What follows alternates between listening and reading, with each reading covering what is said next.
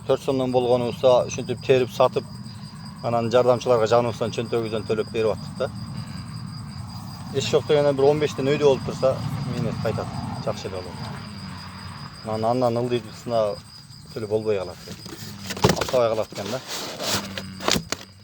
Башында сеналар жакшы болот деле. Биздики кичине сал кечирээк эккенибизге эме болуп калды да. Кечирээк чыгып, сена түшкөндөн кийин чыгып калды. Анан башында жакшы эле болуп атты. 20дан өйдө 25-30 ушундай болуп атты да. Канчалык товар арзан болсо ошончолук чукулап карап калышат да.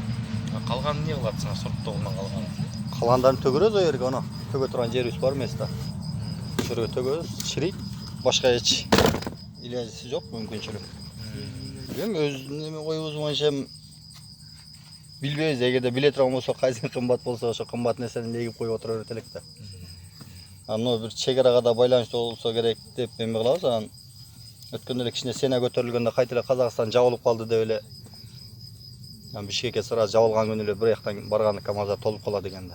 Азыр Манзинида иштеп, эме заводдо иштебей атат, томат заводдорчу. Жылда келчү эле 4 сомдон 3 сомдон быйыл келбей атат. Чыгымы түзүк эле, бизде кымбат. Дарынан билесиңер, бизде дары заводу.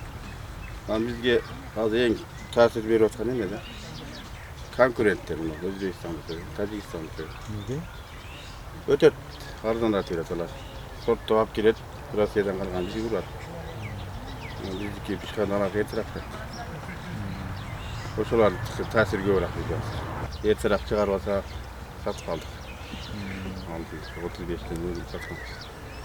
Кийин тез эле түшүп кетти. 15 сом, 20 сом болуп турса, помидор. Ошону да бактайт помидор. Анан бул перестики 12 сом азыр. Кыйын. Кийиндан эртерээк болсо, бул мээнети көбүрөөк. Ушу менен декабрда баштайт. Үйгө жакпай көмүлөрдү шунага жагабыз. Үчүкем бош болот. Сорттогондон кийинкилер жөн эле чирип кетип атты. Сорттогондон кийинкилер жөн эле чирип атат.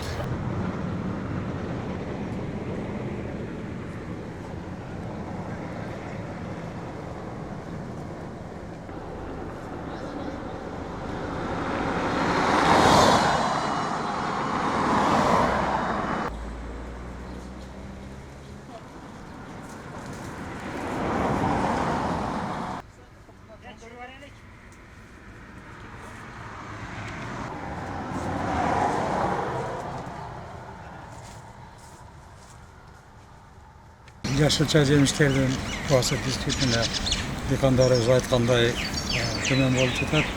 Себеби өткөн жылга салыштырмалуу границалар ачылгандан кийин элибиз негизи сиздерге да ошол претензияны айтса керек.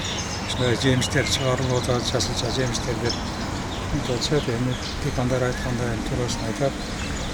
Дыйкандын да талабы туура деп эсептейм, өндүрүлгөн продукциясын жогорку баада сатып, өзүнүн экономикалык чарчаалыктарын өндүрүш үчүн ошо баалар жогору болсо, менимче туура болот деп эсептейм. Эми бул эң негизгиси баалардын төмөн болушу, толук ошо дыйкандарыбыз өндүрүлгөн продукцияларын сыртка экспорттой албагандыгынан эсебинен болуп атат. Бизде өндүрүлгөн продукциялар негизинен Бишкекке чейин гана жөнөтүшөт. Ал жерден эми перекупщиктер коебуз. Ошолор башка мамлекеттерге алып кетет деген маалыматтар бизде бар. Эми баасы мындай чыгуу срогуна зависимый өйдө төмөн болуп турат. Эми бүгүнкү күндө бардык жашылчалардын массалык түрдө өскөндүгүнө байланыштуу төмөн болуп турат. Болгар калемпир менен айта турган болсом, биринчи башталганда 54 сомдон сатышты. Орточосу 24 сомго түштү. Бүгүнкү күндөгү баасы 7 сом менен 10 сомдун тегерегинде. Мөмө жемиштерди кайра иштетүүчү ишканалардын курбагандыгы эсебинен баалар төмөндөп эсептейт.